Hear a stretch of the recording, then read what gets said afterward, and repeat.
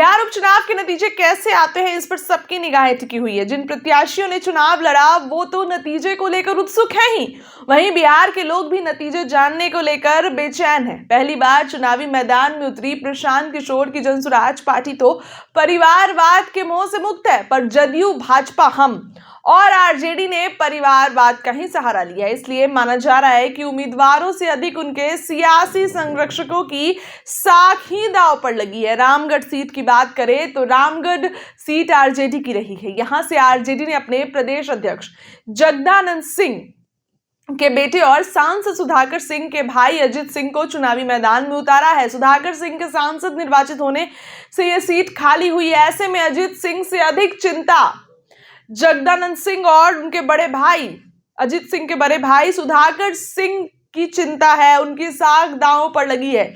Imamganj seat Jitan Ram Manjhi के सांसद निर्वाचित होने के बाद रिक्त हुई। मांझी अब केंद्र में मंत्री बन चुके हैं। अपनी जगह मांझी ने बहू दीपा मांझी को उम्मीदवार बनाया है। दीपा के पति संतोष सुमन विधायक है, यानी दीपा से अधिक जीतन राम मांझी और उनके विधायक बेटे संतोष सुमन की प्रतिष्ठा दांव पर लगी है। बेलागंज सीट बीच के 2 साल के अंतराल को छोड़ दे तो 1990 से ही आरजेडी नेता सुरेंद्र यादव के कब्जे में रही है और सुरेंद्र यादव के सांसद चुने जाने के बाद ये सीट खाली हुई। इस पर चुनाव हो रहा है। आरजेडी ने सुरेंद्र यादव की सियासी साख को देखते हुए उनके बेटे विश्वनाथ को उम्मीदवार बनाया है। एनडीए में सीट बंटवारे के बाद बेलागंज जदयू के कोटे में गया है। जदयू ने अपनी पूर्व एमएलसी मनोरमा देवी पर दांव खेल दिया है।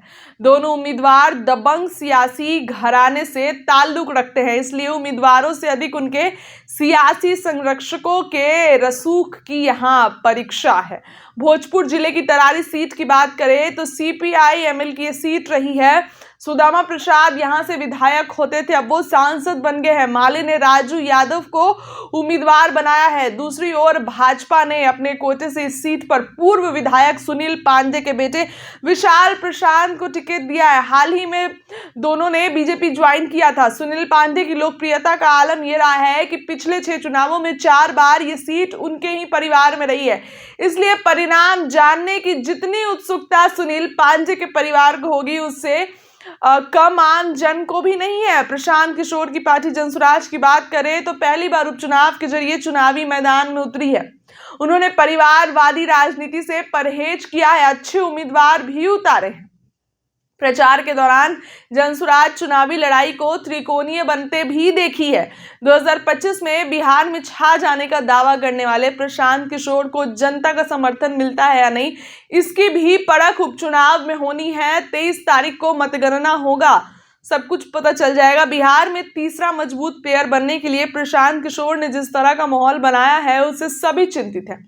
इस चिंता की झलक तब शिद्दत से महसूस की गई जब आरजेडी ने अपने एमवाई समीकरण को नए सिरे से परिमार्जित किया। साहबुद्दीन की पत्नी हिना साहब और बेटे ओसामा साहब को आरजेडी ने प्रेम पूर्वक न सिर्फ अपनाया बल्कि ओसामा को चुनाव प्रचार के काम में भी लगाया। किडनी ट्रांसप्लांट के बाद तमाम एहतियात बरतने वाले आरजेडी सुप्रीमो लालू यादव को चुनावी प्रचार के लिए उतरना पड़ा। जनता जातिवादी और परिवारवाद राजनीति की पक्षधर है या प्रशांत किशोर की नई राजनीति धारा के साथ चलने का मन बना चुकी है, इसका पता इस चुनाव में चलना है। प्रशांत किशोर अगर उपचुनाव में बेहतर परफॉर्म नहीं करते हैं तो यह उनके सियासी भविष्य पर भी सवाल खड़ा कर सकता है।